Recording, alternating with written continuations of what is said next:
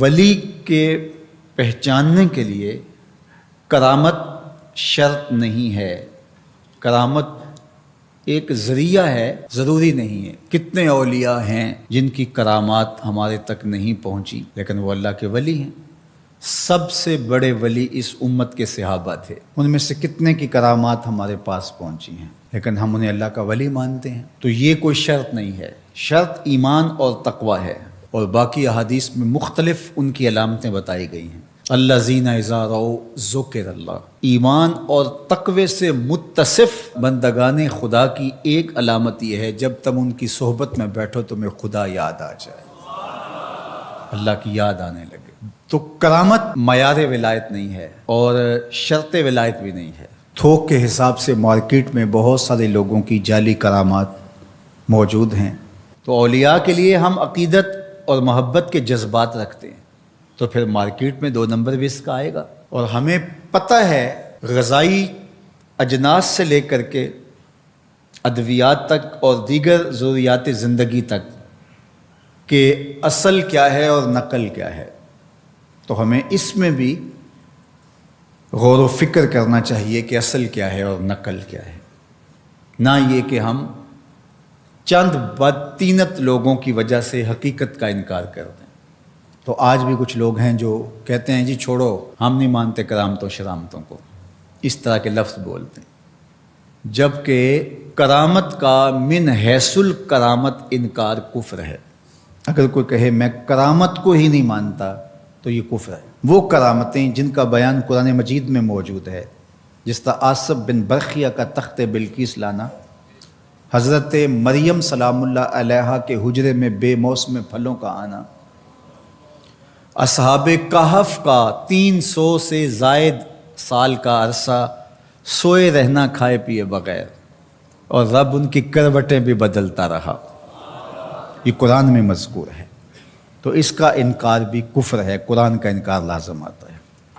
اگر کسی کرامت کا بیان حدیث متواتر میں ہو تو اس کا انکار بھی کفر ہے، لیکن ایسی کوئی کرامت نہیں جس کا ذکر حدیث متواتر میں ہو۔ البتہ احادیث مشہورہ اور احادیث احاد میں کرامات کا بیان موجود ہے، تو ان کا انکار بھی گمراہی ہے۔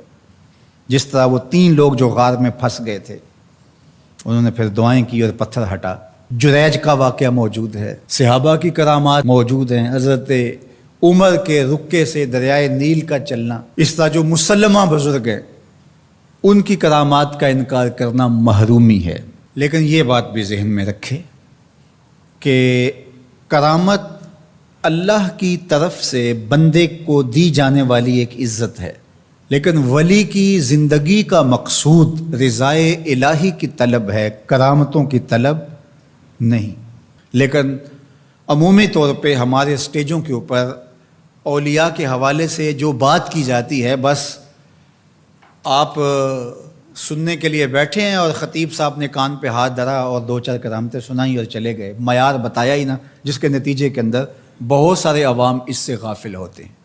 میں اللہ کا شکر ادا کرتا ہوں کہ ہم نے ہمیشہ اس بات کا التزام کیا ہے کہ لوگوں کے سامنے پوری تصویر رکھیں، کیونکہ مجھے اس بات کا احساس ہے کہ آپ لوگ کتنی محنت کر کے کہاں کہاں سے چل کے آتے ہیں، پورے پاکستان میں بلکہ پوری دنیا میں ہم جہاں گئے ہیں، ہمارے سامنے جو لوگ آ کے بیٹھتے ہیں زیادہ تر طبقہ باشعور لوگوں کا ہوتا ہے، تو پھر ہماری ذمہ داریاں اور زیادہ بڑھ جاتی ہیں کہ ہم جو ہے وہ ان کے سامنے وہ بات کریں جو بات کرنی چاہیے۔ اس منبر سے آپ کو وہ چیز نہیں ملے گی جو عوام کی ڈیمانڈ ہوگی، وہ چیز ملے گی جو عوام کی حقیقی ضرورت ہوگی۔ اس پر میں بھی اللہ کا شکر ادا کرتا ہوں، اس پر آپ کو بھی اللہ کا شکر ادا کرنا چاہیے، اور نہ یہ کہ کچھ 2 نمبر لوگوں کے رد عمل میں ہم حقیقت کا انکار کر دیں، جس طرح معتزلہ کر رہے ہیں، اور ایک طبقہ وہ ہے جو رتب و یابس کو قبول کر رہا ہے، اور آپ نے ایسے شخص، ایسے لوگ کہ جو اچھے انسان بھی نہیں ہیں، لوگوں کو دیکھا ہے کہ ان کو ولی مان رہے ہیں اور ان سے اپنی حاجتیں طلب کر رہے ہیں، ان کو ہادی مان رہے ہیں، مرشد مان رہے ہیں۔ وہ شخص جو خود آشنا بھی نہیں ہے، وہ تمہیں منزل آشنا کیسے کرے گا؟ میں کتنے لوگوں کو جانتا ہوں جن کو فہم دین ہی میسر نہیں ہے. یہ میں ان لوگوں کی بات نہیں کر رہا جو منہ دراز ہیں اور بالکل ننگ دھڑنگ ہیں، ان کی بات نہیں کر رہا. جو بظاہر حلیے میں بھی ہیں ان کا فہم دینی ناقص ہے. کتنے ایسے علماء کو جانتا ہوں ان کی توحید کا تصور ناقص ہے. تو یہ بدبختی ہوتی ہے. اب وہ کیا کسی کی رہنمائی کریں گے؟ جو خود ڈوب رہا ہے وہ کسی کا ہاتھ کیسے پکڑے گا؟ لیکن عوام ظاہر ہے ان کے گرد آئے اور ان کا کاروبار چمک رہا ہے، اور کرامتیں ہیں کہ تھوک کے حساب سے بنتی ہیں، اور پھر اس کی مارکیٹنگ کرنے والے بھی ہوتے ہیں، اور پھر اسی بنیاد پر ہی جو ہے وہ ان کا سارا سلسلہ چلتا ہے. اللہ کے ولی یہ نہیں چاہتے کہ ہماری کرامات ظاہر ہوں اور لوگ ہماری طرف لپکیں ہماری کرامت کی وجہ سے. یہ نہیں ہے. الکرامات حیض الرجال. جس طرح عورتیں ایام مخصوصہ کو چھپاتی ہیں، اللہ کے ولی بھی چھپاتے ہیں. وہ نہیں چاہتے کہ ہم اس حوالے سے جو ہے وہ پہچانے جائیں. باقی دور موجود کے اندر کسی صالح متقی شخص کی کوئی ایسی بات سامنے آئے تو شریعت کے میزان پہ پرکھا جائے. اگر وہ شریعت سے متصادم نہیں ہے تو مان لینے میں کوئی حرج نہیں ہے. لیکن اگر کسی کی سمجھ میں نہیں بھی آتا تو فرق نہیں پڑتا. لیکن کسی ولی سے کوئی دشمنی نہ رکھے.